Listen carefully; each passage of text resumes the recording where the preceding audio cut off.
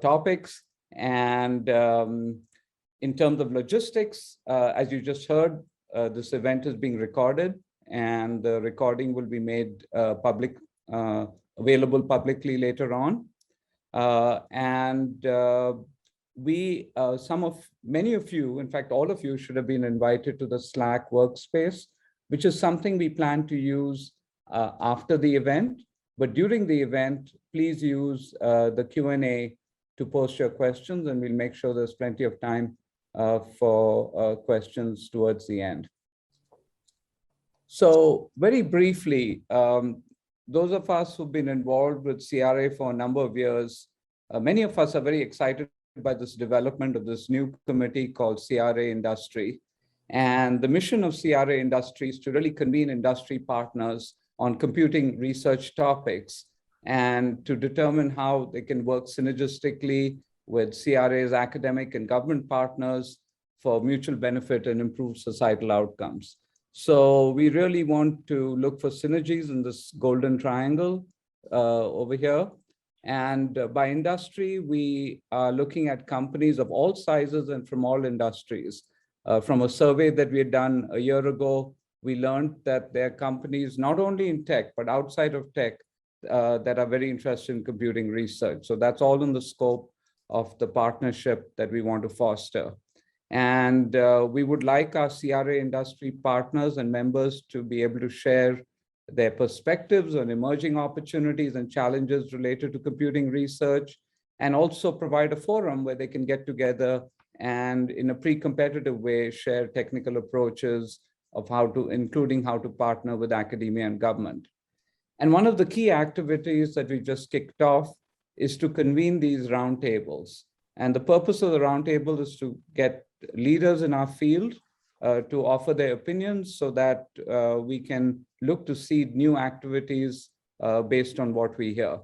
Those follow-on activities could include workshops, preparing white papers and best practice reports, and ultimately to increase industry engagement in these private-public partnerships and among industry, academia, and government. And the website there below is cra.org/industry. I'd like to share the members of the steering committee. It's a great group of people. I co-chair the steering committee with Ben Zorn, and everyone on the steering committee has had extensive experience either in academia or industry and also engaging with government. And please feel free to email Ben and me if you would like to discuss any aspect of CRA industry, but in particular, if you'd like to propose an activity that you'd like to see us undertake. So the goals today are, we have a very exciting topic. This is on using the cloud for computing research. And we would, with the help of our panelists, like to discuss opportunities and challenges in using the whole cloud ecosystem, both from the user perspective and the cloud provider perspective, and give all of you who are attending today a better understanding of how to leverage the cloud for computing research, and also to identify potential follow-on activities. So now we are ready to do introductions, and I just want to do a quick check if my fellow moderator Fatma is on. I guess not. Correct, Sandra? No, she's not on yet. I know there was some connection issues. Okay, well, we have a really eminent panel today for the roundtable. We have David Culler, who spent over 30 years at UC Berkeley, leading many projects that interfaced between academia and industry. And now David is a distinguished software engineer at Google. We have Ed Lazowska, who's been engaged with CRA for many, many years in the past, a leader at the University of Washington, along with many industry partnerships. And specifically for today's topic, he's a co-PI on CloudBank, which he can tell us more about. We have Margaret Martinozzi, who's recently our SIZE AD at the National Science Foundation, and prior to that has been a distinguished professor at Princeton University, leading a number of projects that engage with government and industry. We have Giovanni Pacifici, the Vice President of Cloud Computing at IBM Research, who leads a large team developing future technologies that are used by cloud providers. And we have Raghu Ramakrishnan, who's the CTO for data at Microsoft, but was also earlier a professor at the University of Wisconsin, Madison, and has very interesting perspectives from both those roles. So I think the stage is set for some really interesting discussions. So let's dive into our first topic.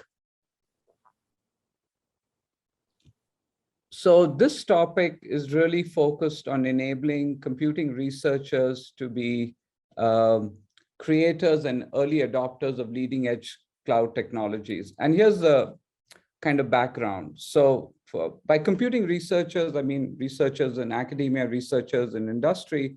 And in the old days, there was kind of a thrill of getting new equipment in your lab, the latest equipment, and you're always looking for the new hardware. And even now, people are assembling racks, and there's a lot of excitement when the hardware arrives. But quite frankly, 6 to 12 months later, the excitement dies down. There are challenges in maintaining the hardware. There's some new other exciting systems on the horizon, and there may be some buyer's remorse about, well, could I have bought something else, and so on. So that's certainly been going on. At the same time, I remember reading an early version of this very influential book by my good friends Luis Barroso and Urs Holzler on warehouse computing. And when I first read this, I think about 15 plus years ago, it seemed very exciting, but it didn't seem related to computing research.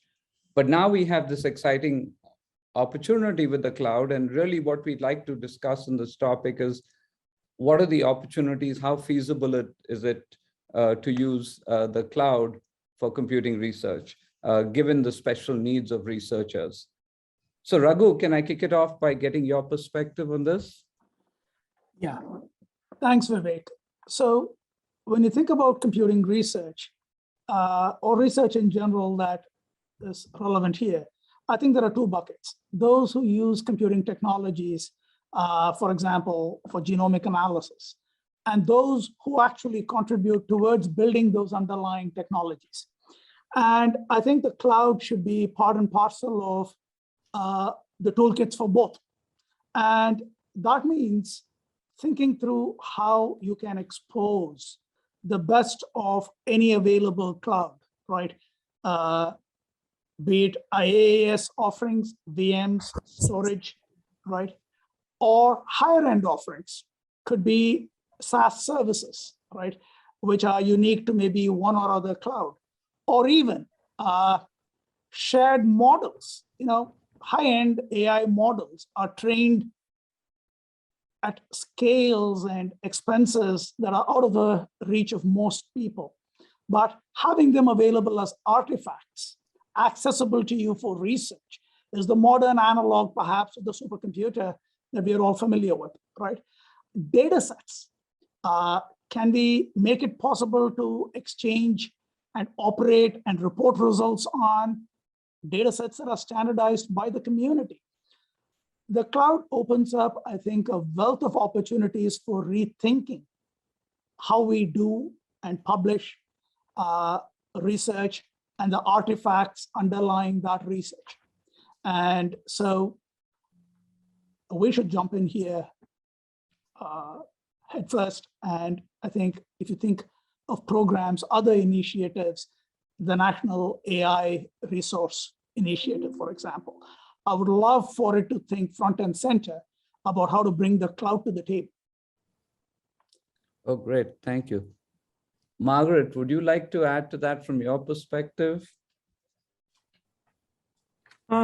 Sure. High order bit with an NSF perspective, a key aspect for us is ensuring that everyone in the US who has a good idea can access the resources that are needed to advance that good idea. It could be data, it could be software, it could be cycles. And so our goal is to facilitate those kinds of couplings of ideas to resources as effectively as possible. This goes right to the heart of NSF trying to expand the geography of innovation and other key principles. So how do we do this? We do this through a range of different programs. I can dig in on some of that maybe after Ed gives his CloudBank intro a little bit later, because CloudBank would be one of several. But I do have a list that I can get to later of all the different programs by which NSF tries to enable every researcher to easily and nimbly access these kinds of broad resources. And the other thing I can start saying now, and I'll add to later, is the degree to which we already have a lot of resources available, but we want to make sure that everyone sees themselves as a potential user of those resources and also as a potential builder of the next generation of resources. So come into us with infrastructure proposals. We'll couple them to what we have now. There's visioning going on in many different ways, including the National AI Research Resource Task Force that Raghu mentioned. And so there's opportunities both as a user for what's available and as a proposer into what could be. I'll end there now, but I have some additional examples and so forth that I can get to later. Okay. I was just thinking, one of the topics that comes up is that research is like computing research can be a lower volume opportunity compared to many other commercial applications in terms of sweet spot for cloud. Very quickly, maybe Giovanni, what do you see as the industry's perspective as a cloud provider for supporting computing research? Well, so I think let me start by saying that using cloud, it's for research across academia, government, industry.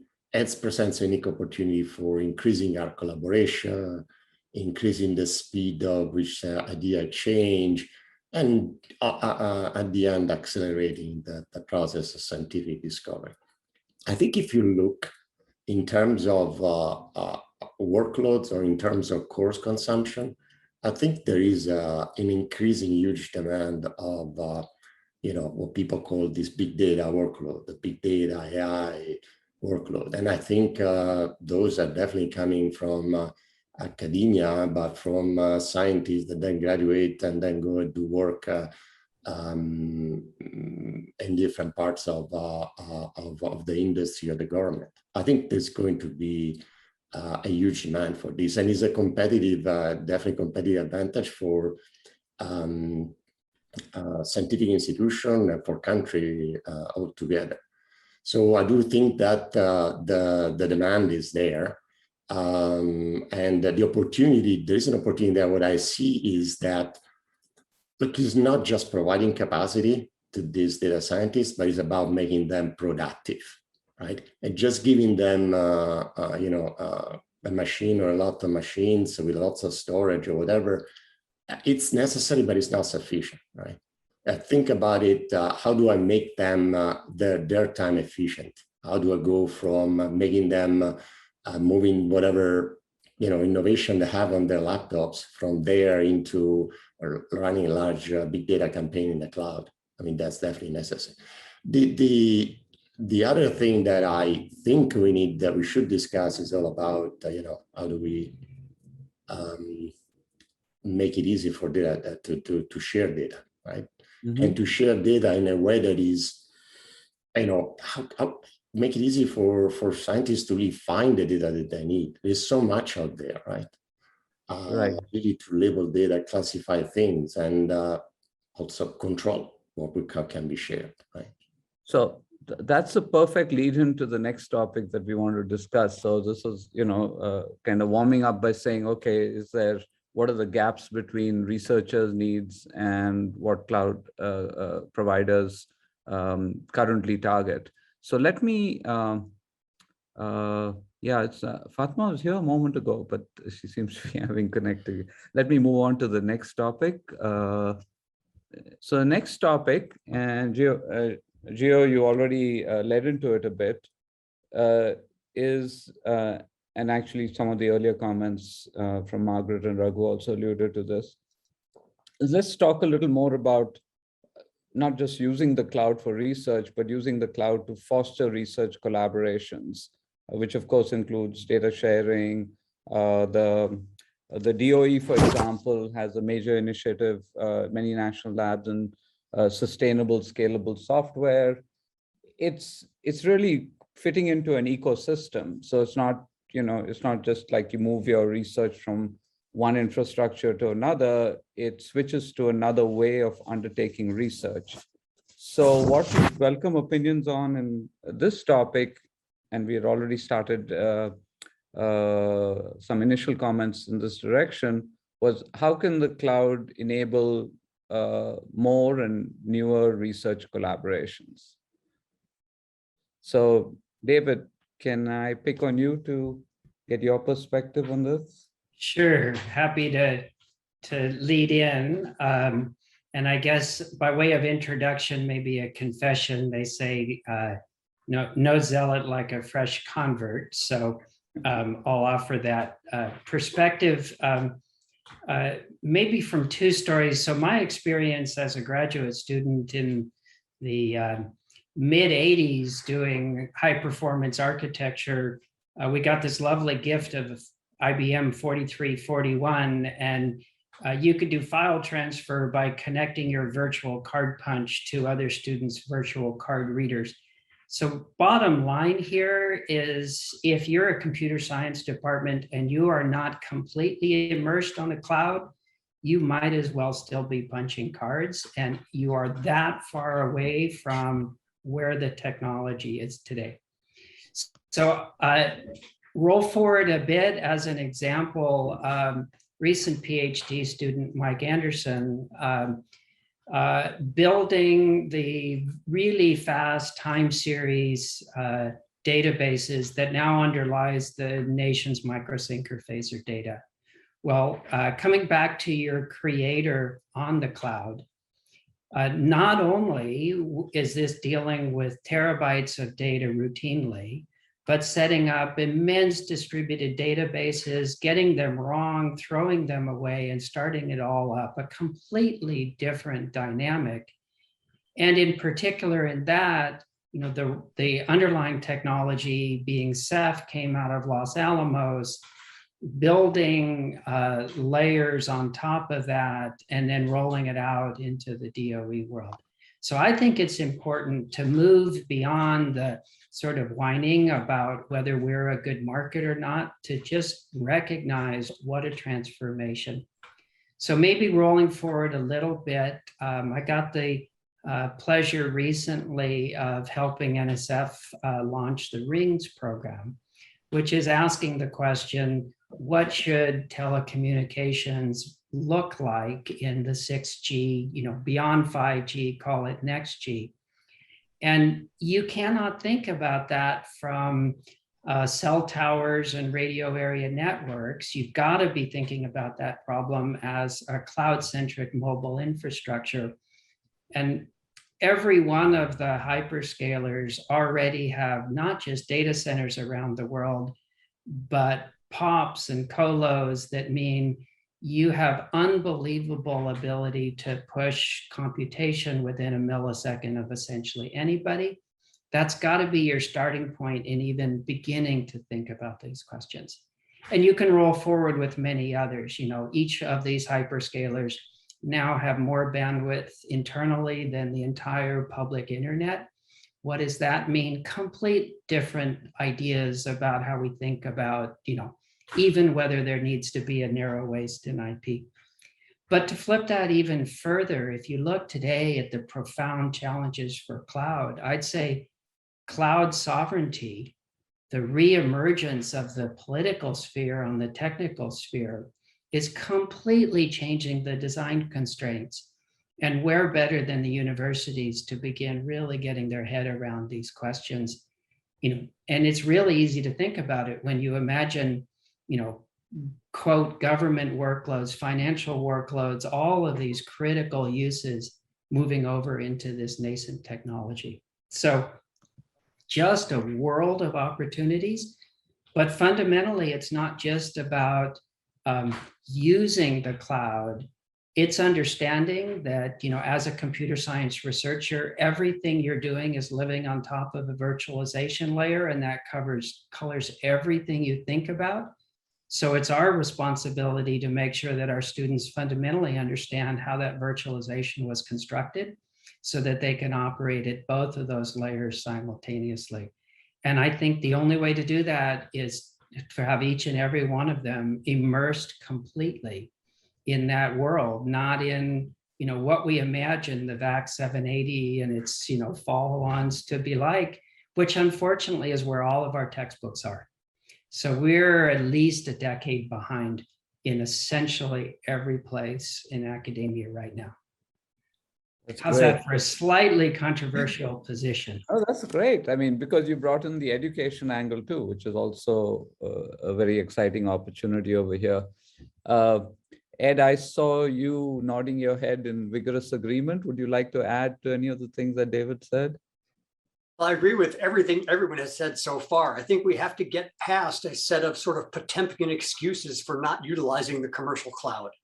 Okay. And, in universities, there are all kinds of false economies and hidden subsidies, and nothing that we would build ourselves can possibly have the scalability, the shareability, the rich software and hardware infrastructure that the commercial cloud offers. And why also would we think we can do this more cost effectively than Amazon or IBM or Microsoft or Google? That's complete lunacy. Now, there is a gap between, I would say, what they charge and what it costs them. And that's room for negotiation, because all of these companies are in the business of helping us do our research, for example, through cloud credits these days. Okay, so there is plenty of room for negotiation there when we aggregate the cloud usage and purchasing power of the research community. And that's, for example, what the National Institutes of Health is doing through their STRIDES program, and what the National Science Foundation is doing through CloudBank and other activities. And all four of those vendors are heavily engaged in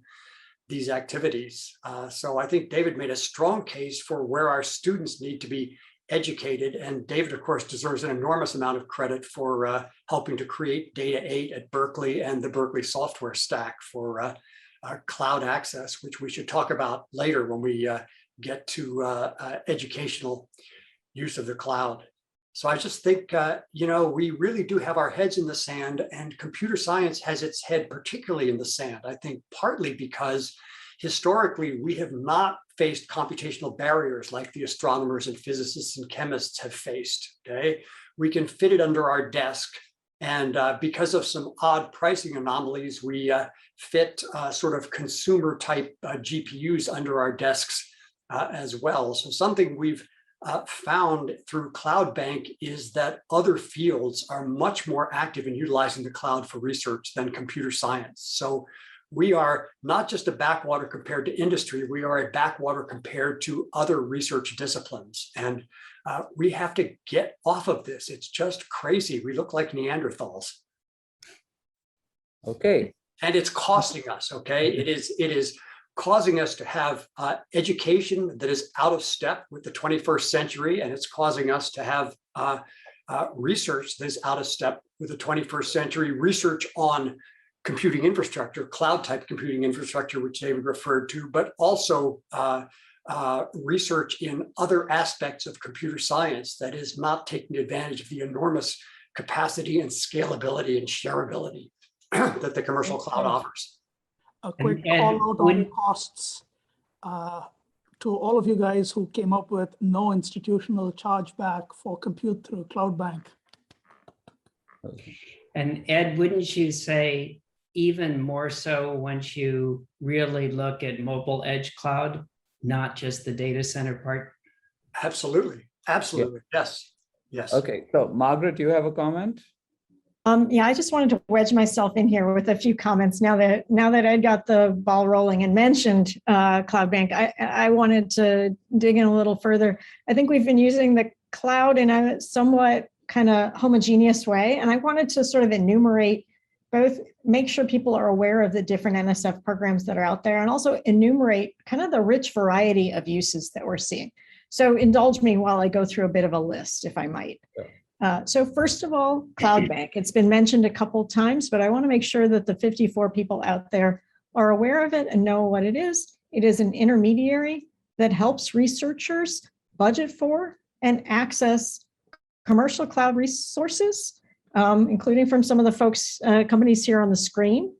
You heard it, no indirect cost on those resources, and a modest discount as well. You can budget it into your size core solicitation, your size core proposal. The solicitation just came out this week. You can also budget it into other solicitations. So basically, if you read past the part of the solicitation that no one ever reads past, if you keep reading, you will find CloudBank as mentioned. It can be a part of your budget. Please use it. But that's one. Another one is Path and Open Science Grid. And I wanted to bring this up because of Ed's sentiments about the other sciences. So Path and Open Science Grid is an NSF funded effort where shared .edu resources are cloud connected. This is both data and compute that can be shared in this way, and Path is the allocator onto it. When we heard about 5 months ago about that major physics result related to the muon G-2 experiment that changed our thinking about the standard model of physics, those resources were in large part from Path and Open Science Grid. We're really proud of the role that they played in that science. So that's an example of cloud-connected science in one space. Those can be allocated through some of our Office of Advanced Cyber Infrastructure programs like CSSI, Cyber Infrastructure for Sustained Scientific Innovation. Another example, IceCube Neutrino facility that has thousands of sensors in Antarctica and then uses data from those sensors to analyze aspects of neutrino behavior. They did something that every time I mention this to a cloud provider, they get a look of horror on their face. So I'm going to check for the ones that we have here. They allocated 51,500 cloud connected GPUs, I think from Google. I'm not sure which provider they found them from. And they did this massive burst experiment for 2 hours using cloud connected GPUs to basically make huge forward progress in a small amount of time on key scientific questions. So that's an example of using the commercial cloud in these sort of particle physics kinds of opportunities. Another place where NSF has played a role is in being a funder of supplement requests for folks who wanted to use cloud-connected quantum computing resources, of which there are several now. And so NSF issued supplemental funding for folks who wanted to use Microsoft, Amazon, or IBM quantum resources. And through those three major companies, you actually get connected out to a number of smaller companies as well. And we could go on. David mentioned rings, which is another example, edge to cloud research. The power test beds are about advanced wireless research, also cloud connected. And so point number one is there's sort of a rich and heterogeneous set of resources that are already available. I think the challenges will lie in making them sort of nimbly allocatable and being able to create interesting mixtures of them so that the data that's stored in one cloud shared resource can be easily connected to compute resources that may be elsewhere. But I wanted to sort of get the word out about some of the resources that are already out there to lay that on the table and to talk about the heterogeneity of what we already see. Thanks, Margaret. It'll be very helpful for us to definitely have a list of all the resources, because I'm hoping there'll be follow-on activities, and then we can make sure that everyone's informed about all the initiatives you mentioned. Ed, you raised your hand? Yeah, I wanted to comment that I surely recognize the important role that the Open Science Grid has played, and certainly aggregating and sharing institutional resources is better than not aggregating and not sharing them. Okay, similarly, I recognize the historical role of the supercomputer centers.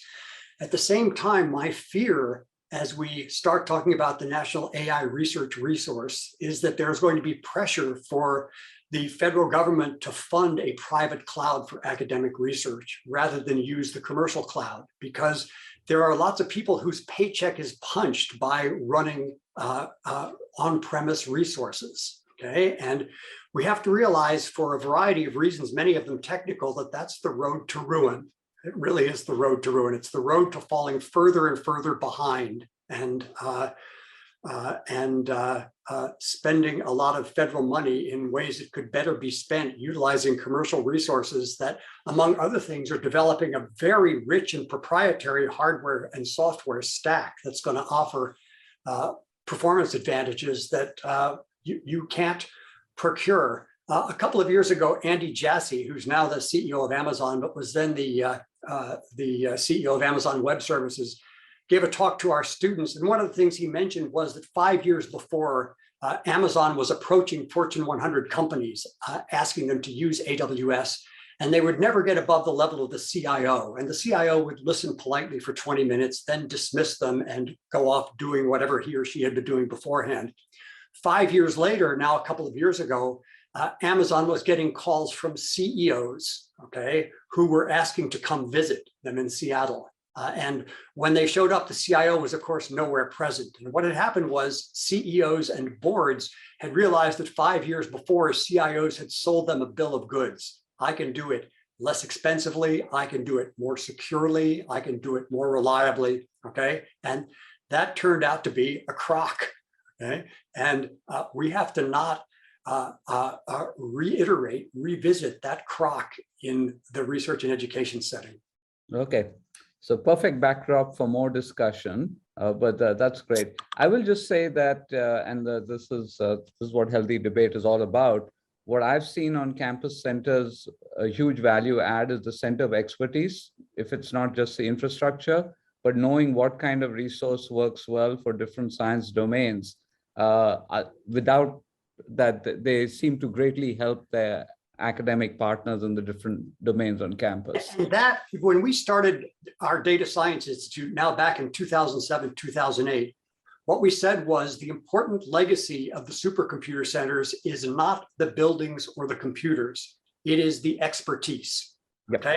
And you don't need to be preying around some power-consuming monster in order to have that expertise available. So, okay, if I may jump in. Actually, Raghu, we have, let's see, we have 3 more topics I believe we want to cover. So you feel free to jump in as we touch on those other topics. And they all intermingle to some extent, as you see. So, but we're doing well on time, actually. So let's start with topic 3. If I'll put up a slide and I'll ask my fellow moderator Fatma to introduce it. Let me share again. Sorry, can you guys hear me now? Yes, we can hear you very well. Okay. Sorry, okay. I had issues. Okay, Fatma, all yours. This is topic 3. Thank you. I mean, as we have been discussing about the use of the cloud for various different institutions and broadening the reach for people, one of the good things about cloud's pay-as-you-go model is it has proved to attractive for research to machine learning and data analytics that benefited with the elastic provisioning of resources. And cloud provides with the on-demand large-scale resources. Now, the next question I want to basically ask to Ed and Margaret actually is, how do we and to all of you, how do we basically broaden the reach for more institutions so that they also get access to this on-demand, large-scale elastic computing resources for their innovation and advancement? Margaret, you want to go first? Sure. I mean, I think we at NSF try to make all kinds of resources available to a broader and broader set of institutions. Right now, in the last fiscal year, SAIS funded 369 different institutions. Think about that for a second. If you had in mind that NSF goes to the top N, where N is some number, I'm guessing your number was not 369. We're really proud of that. But efforts like the SAIS MSI Research Expansion Program seek to really pull in new schools that haven't received SAIS core funding in the past 5 years. And the SAIS MSI Research Expansion Program is one of the ones that includes CloudBank as part of how you budget. So I think there's a couple of things that go there. So one thing is making sure that you have centers of expertise actually and technical assistance around bringing people up to speed on, frankly, the proposal writing and a resource awareness aspect of it. How do I budget for CloudBank and so forth? So that's part of it. And then the other part is similar on-ramps for the cloud-connected resources themselves, all of which has this goal of really broadening who has access to it. The cloud has this wonderful ability to level the geographic playing field, but you still have to get people on-ramped onto it. Thanks. So in that regard, we want to basically talk about also the type of institutions that can leverage, like small universities, large universities, and how you basically try to make sure you reach to everyone. So in my previous job, before I was at NSF, and I'm on leave, I'm still there, right? I am faculty, and I have long been faculty at one of the richest universities in the world. That's a wonderful privilege, and it's been a wonderful job. But even there, it's a hassle to do computer systems maintenance and to have the right resources available when you need them, right? So I can't imagine the range of experiences that people would have at places that are less well-resourced or have less of the sort of broad infrastructural expertise to get people up to speed on cloud computing. That's where I think we need to be able to have these ways that we level the playing field by providing resources that are geographically accessible anywhere, and then making the budget part accessible and the on-ramping, the learning how to use them accessible, and the allocation and finding of resources as nimble as possible. So that, I think one of the things that we hear is with some of our resources, I might want to use it now, but I didn't know when I wrote the proposal and years ago that I wanted to use it. And so improving the nimbleness of people realizing a resource exists and wanting to fold it into their research trajectory, I think will be key for a range of schools. Okay, thank you. Ed, I see you shaking your hand. Yeah, no, I think Margaret's made a number of really important points. The expertise is important.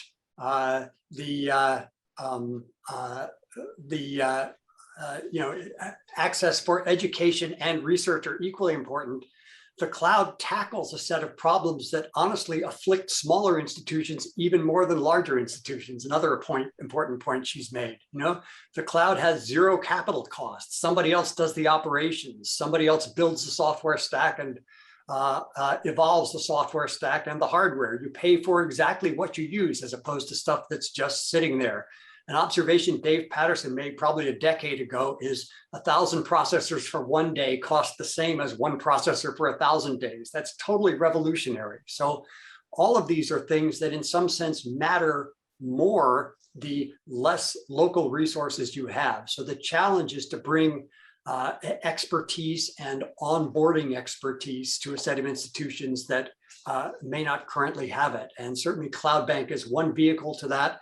Another thing, I think, as university usage of the cloud increases, the cloud vendors will increasingly have educational and on-ramping materials that are attuned towards academic research and academic educational users. In terms of education, the Berkeley stack makes it dirt easy and ridiculously inexpensive to run large-scale courses on the cloud. So I think we're getting there. And as I say, I think this matters even more to smaller, more remote institutions than it matters to the Princetons or Berkeleys or University of Washingtons in the world. Thank you, Ed. I think we may want to move on to the Yeah. next topic. In fact, that's a Vivek? perfect, yeah, thank you. That's a perfect segue. So let me, Yeah. So how do we do this? let's see. I'm 1 minute. You can see my, no, this is what I want to do. Yeah. We want to talk about costs before going into Well, education. I've got an eye on the time also because we want to be done with the discussion by 3:50. So let's see if we have time after that to talk about. How about this? We could, maybe the two are related. So there were two more topics we want to talk about. One is demystifying costs, and certainly financial costs, but as you know, as a society, we also very concerned about the energy costs and the other impacts of data centers and cloud computing. And that's one topic. And preparing students in the use of cloud computing, this was the education topic. So why don't we just maybe have they're related, because certainly costs also have an impact on education. Why don't we talk about those, and we have, another 8 minutes or so for that. So why don't I, Raghu, why don't I start with you? I know you would also want to add some comments earlier. So I think if you think about how to enable people to manage their costs, that's just one facet of training people to onboard to the cloud and get to know what's available. And it's not just one cloud. I think we need to make it accessible for people to use any and all clouds. And that, to segue to the earlier discussion, is not that dissimilar from the training needed to get someone to onboard to a data center that is shared by a handful of institutions. This shared expertise, right, we need to find a way to bring, to elevate to accessing resources in the large public clouds, right? I could not agree more with the points that Ed made earlier. Way back when Thomas Watson was asked, how many computers do you think you're going to be able to sell? Poor guy said 5, hold on a moment, maybe 6. And we laughed, right? But he was talking about mainframes back in the day when people dialed into mainframes. If you replace mainframes with public clouds, man, that guy was a visionary, okay? And you aren't going to build that many more computers in the sense of the cloud. The costs of building something competitive are prohibitive. And so we need to put our energy into making them usable, right? And I'll tell you, the vendors, Microsoft, Google, Amazon, our primary customers are enterprises, very different from the university community. How do you create the right resources, the right domain expertise in biology or planetary science or whatever you need, bring these together and let them leverage the resources with minimum friction? This is the challenge we should figure out how to solve. Great. Okay, especially given the mention of Thomas J. Watson, Giovanni, would yeah. So look, I agree with what being discussed. So first of all, if you are concerned about cost, I think about the cost of first of all the cost of your data scientist and the cost of being less competitive. Cloud makes you more competitive, right? But it's true. You need to be, there is education necessary to make wise choices on how you use your cloud resources. And and there are lots of great tools out there that help you understand, first of all, what kind of contracts you want to have in terms of every provider has different types of plan in terms of saving plans, spot instances, and whatever reserve capacity, right? Depending on the nature of what you want to use. But also there are lots of analytics that you need to use and somewhat practices, in the sense cloud works best when you use it and then use the resources and release the resources when you're done. If you rent a car and you keep it in your parking lot unused, then you end up wasting money and resources that make your costs go up. So I think in terms of cost, this is that there are practices in pet design, build your pipeline, automation pipeline to deploy things, you run your experiments, and then you get out when you're done. The other thing that I would say, I would add, look, also from a provider point of view, I think, Raghu, I think going a little bit where I think you were going, we need to do also a much better job at making sure that things are portable across. Right now, I mean, your comparison with the mainframe is very correct, but it's very hard to move something from a mainframe to another platform. And I think we need to give the industry and the community kind of a flexibility, right? Because you may start an experiment in one place, you may want to use resources in more than one place, and you don't want to kind of learn or you want to have some sort of consistency across that. Maybe that definitely is not there today, and probably we need to do better job in that direction. It's a good point, Giovanni, but consistency is in tension with letting people use the greatest and latest wrinkles that you find in any given place, any given cloud in this context. And from the point of view of researchers, I would much rather be able to access a unique TPU on Google than to insist that, no, first make it portable across everywhere. Right. And that's something we'll need to figure out how to balance. Yeah, I mean, look, it is true. But I would say you need to have both. In some sense, look, you mentioned the many of our customers, right? And your customer, they are on multiple places just because, like in the past, heterogeneity brings value because different vendors provide different value propositions.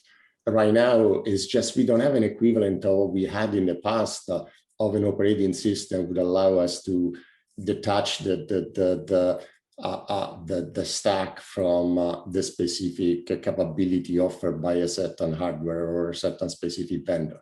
I think some of that is necessary too. And since we only have a couple of minutes left on the education topic, we had heard earlier from Ed and David. I was just wondering from the industry perspective, maybe Raghu and Giovanni, what are your thoughts in companies being, willing to provide services where they're basically providing all the infrastructure needed to support education, let's say related to computing to begin with? Yeah. I think it's super important. Look, right now that there are, as been mentioned, sometimes, that there is some sort of a gap between the skills necessary to manage these large worldwide computing infrastructure and what we get when someone leaves that academic come from school. I think we are investing in those, and it's very important, especially looking at new skills like SREs. There are things that we definitely want to foster, use the capacity that we have, and in some cases data you may have to help academia develop the data scientists that know how to use the cloud, but also the computer scientists that can help us create the new next generation of technology, also make sure that the one that we have today that can run can smoothly can provide this 7x24 service that's required in the cloud. Great. David, and sorry, go ahead, Margaret. Yeah, please. This is something where I remember back in the day, we used to go to HP, IBM, Microsoft, whoever, and ask them to give us machines. And we'd fill a room with machines, and that would be CS 101, okay? All of that today is so yesterday. Right? If we can only set it up so that all the curricula, you log in, you have an account, go in there, there's so much more we can do. Why aren't we doing it, right? And it's not just that. When I teach a course, those students flow into my graduate student and my graduate research program. How do these artifacts carry over? How does a course project become a research project? These are boundaries that get straddled all the time. we need to find ways to do it in the public cloud. The vendors will be happy to give credits, okay? The challenging part is going to be to make the courseware accessible, to provide the support to onboard students and instructors alike. When every small university in America has access to giant scale resources where they can do advanced deep learning models as part of a basic curriculum, then I think we'll be closer to the potential. We're nowhere near there today. Okay, good. Well, this has been a great set of discussions, and maybe I'll hand it over to Fatma to lead the closing remarks by all of you. So. Yeah, and I basically think we all have a chance to kind of respond to all of the topics in the closing remarks. So why don't we start with Margaret? And we go through our closing remarks, and then we'll have time for some Q&A after that.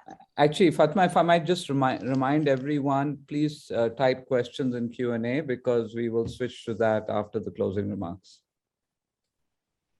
Thank you. Margaret, shall we go with yours? I have the first of the last words. Interesting positioning. Okay. I can't decide whether we're in violent agreement or violent disagreement. I think it's more of the former.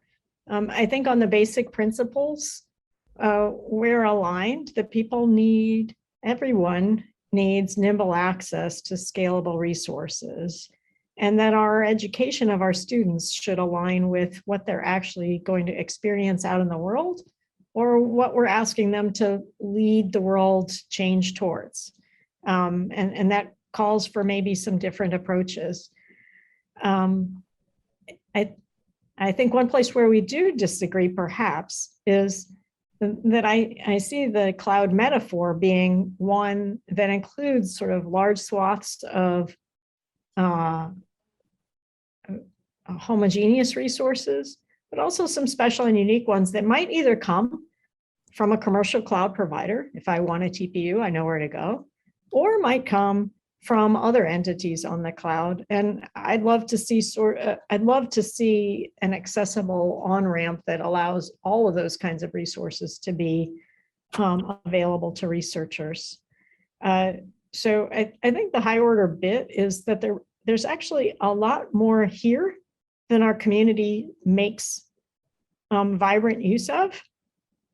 I would love to understand how to get the word out about the resources we do provide, how to increase the use of those, and then understand, is it because they aren't nimbly provided enough, or understand what is it that would let us get to the next level. But I'll end there. Thanks very much. It was an interesting discussion. Thank you, Margaret. We know you need to leave quickly, so that's why we wanted to get the first word. Why don't you go alphabetical after? David, do you want to basically go next? Sure.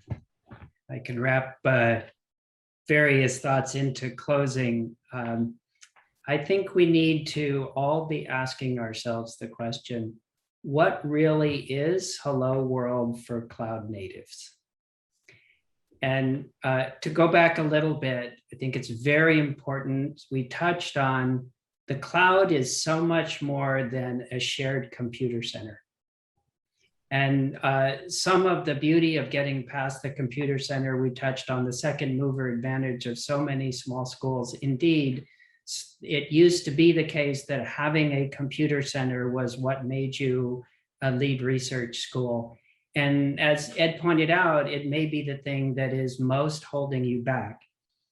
And for all I love CloudBank and was co-PI, the ease of access, to a large extent, many of these conversations do get on the computer-centered part, the fact that you pay for something rather than do it all through CapEx. We need to be careful because there's so much more there. Part of that ease of use was not having to see those incredibly complicated portals that each of the cloud vendors provided. But what amazed me most in seeing those complicated portals is the things that used to take me months to do. Put in reliability zones or a load balancer or whatnot, I can do with a click. So I would assert that what's really there at the cloud is the things that we used to view as the advanced graduate materials, you know, the global reach, the impact of serializability, the really attending to concurrency when it's hundreds of threads on hundreds of cores across thousands of processors. All of these things that we think of in the past of being part of our PhD program need to get down to the sophomore level. We can't gloss over it. We have to raise, in some sense, the technical IQ of our own students throughout.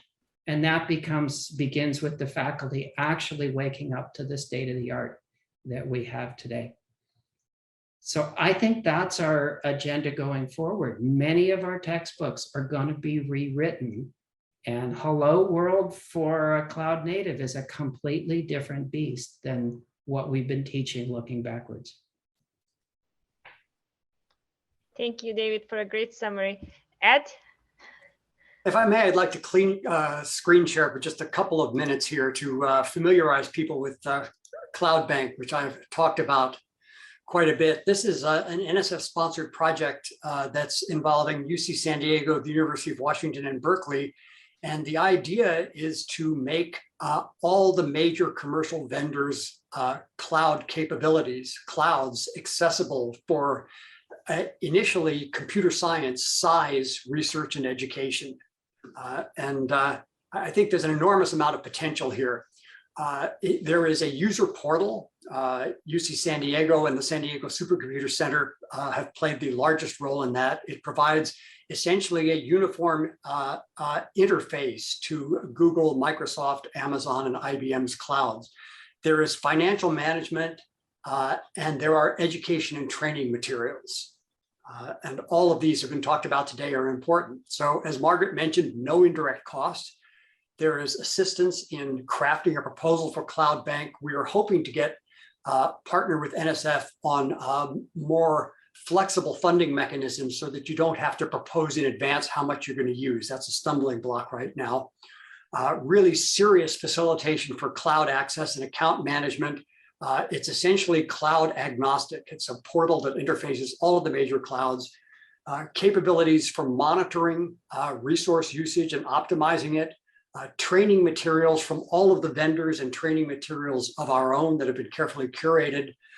Classroom support, in particular, the Berkeley Data 8 stack is available through CloudBank, and a help desk and a user-to-user peer support portal through Discus. It is available to researchers. It is available to educators. There is a program where you can get modest amounts of resources that NSF has allocated to CloudBank simply to disperse without a heavyweight process.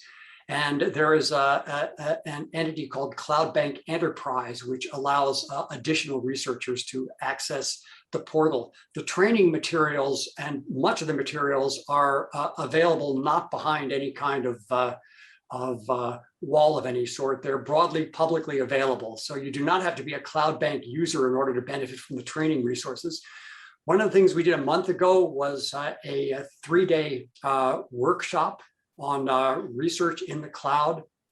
It's available through the CloudBank portal, and the recordings of the short presentations. This was essentially focused on case studies, and the case studies came from a wide range of disciplines. We did an open solicitation, and we got much more from non-size researchers than from size researchers. But some of them are absolutely fascinating, and they address a set of perceived impediments to the cloud. For example, large-scale persistent data storage for major science projects done in the commercial cloud. This can be made affordable. So I recommend this strongly. In particular, check out the proceedings and watch the recordings of the conferences. This is either on the Rocket 21 website or in the educational and training resources of the CloudBank website. So I think we are on the road here, and it's very important to climb on board. Thank you, Ed. This is very exciting. Giovanni, you want to have a few closing words as well? Yeah, thank you, Fatma. So I repeat, look, we have been, the truth is out. using cloud makes you more productive, gives you access to the latest technology, and then provides agility. This is, there are tons of studies that show these things, it's fact. And think about just, long procurement cycles of months, especially nowadays with the supply chain problems that we have, they don't exist when you go to the cloud. You rent resources in terms of minutes rather than 6 months. So it's a model that is successful, is going to be more successful. It's not perfect. It's not perfect. There is a lot of work that we need to do, still need to do in the industry to make it more effective. But is the work? It's a model that really is successful. Is going to be more successful. But I think I think where the industry needs to evolve, it's becoming more open on these platforms rather than being completely heterogeneous and incompatible. Allow somewhat better portability that we have today, better consistency that we have today. And also, I mentioned at the beginning that from a data science point of view, understand better visibility on what data is available, what is available, and what are the controls and governance in order to sharing data. It's not just about compute. For university or data scientists in the world, it's all about also access to data and the sharing of data. So I think this is has been an exciting, if you look back at the last 10 years, the exciting run for cloud, and I think there'll be some more very, very fundamental transformation going forward, hopefully in the direction of being more open, more consistent, and provide better portability. Thank you, Giovanni. And last but not least, Raghu, you want to have the closing words? Yeah, so first off, I agree with everyone. Someone asked in the questions, you're all evangelists. Are there no downsides to the cloud? No, there are no downsides. Just go, get on with it, okay? That aside, there are some barriers to getting there. And that has to do with making it accessible, making all the material available to a wide spectrum of users with very different goals. CS 101 all the way to research, rethinking the foundations of telecommunications, right?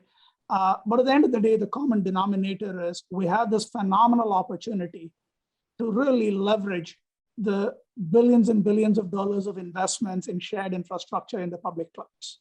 And those vendors are eager to get the next generation of scientists, thinkers onboarded. So they will bend over and work with whatever this community does to leverage this opportunity. And I sincerely hope that the academic and the research communities see the opportunity and seize it. Thank you. Thank you, Raghu. Thanks, everyone, for the great discussion. Now we are going to move on to questions. I think we have a couple of questions that are queued. And if you have further questions, please type them into the question and answering. Vivek, you want to start? Sorry, if I can interject something Sure. very quickly, Fatma. Raghu said public cloud, and I said commercial cloud. And I want to be clear that we mean the same thing. I've avoided saying public cloud because when policymakers hear public, they think run by the government. Okay, and that's why I use the phrase commercial, but we are talking about the same thing here, which is, again, I just think it's lunacy to believe that we can do it more efficiently than Google, IBM, Microsoft. It's just not going to happen. Okay, so yeah, thank you, Fatma. So for Q&A, it's great to see the questions popping up. Some have already been answered. And actually the plan is we'll end the meeting as scheduled at 4:15 Eastern, but some of us will stay on and answer some questions in Q&A. And as I'll mention later, we'll move the discussion onto Slack. But right now, let's see, I think among the ones that are out there, there's one question from Elizabeth Bruce asking, what do people think is missing to assist researchers with taking advantages of the benefits of the cloud? I'm paraphrasing a bit. Would anyone like to answer that? Okay, Well, Ed, go for it. I'll comment. I think that speaking in broad generalities, the vendor materials, okay, and the vendor support is focused on where the money is. And the money is in the commercial sector now. And I think that as researchers and educators, as the academic community makes more and more use of the cloud, there will be more and more materials provided by the vendors that are oriented towards onboarding novice users, for example, of which we have an inexhaustible supply in academia, right? There's a new batch every year. And there will be more support devoted to academic education and research users. Many of you know I've been involved with Microsoft for many years, so I will pick on Microsoft here. There has historically been a strong group in Microsoft research that helps researchers get on board the Microsoft cloud, but there's a drop when those individuals historically become paying regular customers, okay? Because the customer support parts of Azure are not oriented towards educational and research users. They're oriented towards where the money is. And I think it's on outfits like CloudBank, it's on the vendors to provide better support, but it's on us to get ourselves over there so that it makes sense for the vendors to provide that sort of support. Okay, in the interest of time. Yeah, let's move on to the next Yeah, go ahead, question. Fatma. Mm-hmm. So this is from Ben Zorn. With the cloud, we often think about hardware infrastructure, but software is critical as well. What do you see as opportunities for software to have greater impact on using the cloud to advance computing research? Any takers? I actually answered this in the chat window. And bottom line, I think thinking about what software can do through the medium of the cloud is going to be much more powerful in the long run. We have been through the phases of sharing infrastructure, IaaS, then specified software platforms, then software as a service. The next step is sharing ML models, arbitrary containerized pieces of software that you can share, execute, collaboration at the finest granularity. This is where we are headed. And your imagination is the only thing that caps you. I agree, and the question is spot on. I mean, I think, David, I think you were talking about a virtualization layer that exists today. I think with software or platform as a service, especially to provide better the productivity and accessibility, removing the complexity of having to deal with, okay, how do I configure my application, my software stack, how to deploy the VMs, how do I deal with the IaaS APIs, moving this thing at the platform level, and which I can just take your code and run your code. I mean, we can do that today, but just in kind of simple use case, but making that platform more powerful, that's the role of software and distributed system software. And also what you were talking about, that's where the skills, where the kind of innovation required going forward. Ability really just to go from the code that you run in your laptop and be able to scale that code across launch a large campaign. That's where a software and platform innovation comes in. And in, we all in the industry and in academia, there is a big focus on going to that next step, what we call in general called serverless or, intent-driven adaptive software. Maybe I could jump in there and tie the two questions together a little bit. In some sense, the previous one hinges a lot on what you mean by research. And the movement up scale is, of course, one piece of that when your computational research becomes something that's useful to the world, a piece of science, we see in so many places, I had a project, it becomes a service. That's the kind of up-leveling where it's not about getting a hold of a VM or a piece of hardware. It's getting to the point where you can operate 24/7 globally with reliability. And that's what's happening to researchers everywhere, if you will, in the computational sciences. And there's a similar question of what does it mean to do computer science research? And one piece of that that's really quite important is these layers of virtualization. And in many ways, those can be incredibly valuable to the research. But at the same time, there's a whole wave of what are called now bare metal offerings, which give the user, if you will, including computer science researchers, the ability to get all the way down to the hardware and yet have the manageability of the cloud. But also, I think it's important, we touched on this with public and commercial cloud. Those are both differentiating from the other hyperscalers that don't offer their services outside their company, the Facebooks and Google searches and all of the other of those hyperscalers. Our students are going there too. And that's all about the construction of global scale services. And we need to prepare people for that too, whether or not they're living in the particular platform of the cloud. Okay, well, thank you. Amazingly, we've been pretty close to schedule and just a couple of minutes left for wrap up.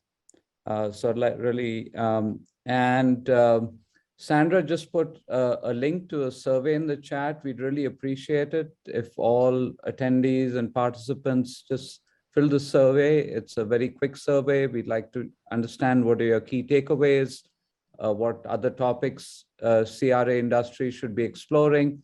And remember, we do have the Slack workspace that all of you have been invited to, and we will continue the discussion over there. We are trying to schedule roundtables on different topics every 2 months or so. There was one 2 months ago in July that some of you may have attended on related to social responsibility and computing. There's one coming up related to the semiconductor technology ecosystem that's tentatively scheduled for November 17th. And we would love to hear from you in other ways. As I mentioned earlier, also feel free to email Ben Zahn and me. We are the co-chairs of the CRA-Industry Committee. With that, this has been a lot of fun. We fully expect follow-on activities. I personally see enough material from today's workshop, I'm thinking ahead, today's roundtable to plan a follow-on workshop, and we'll keep you posted.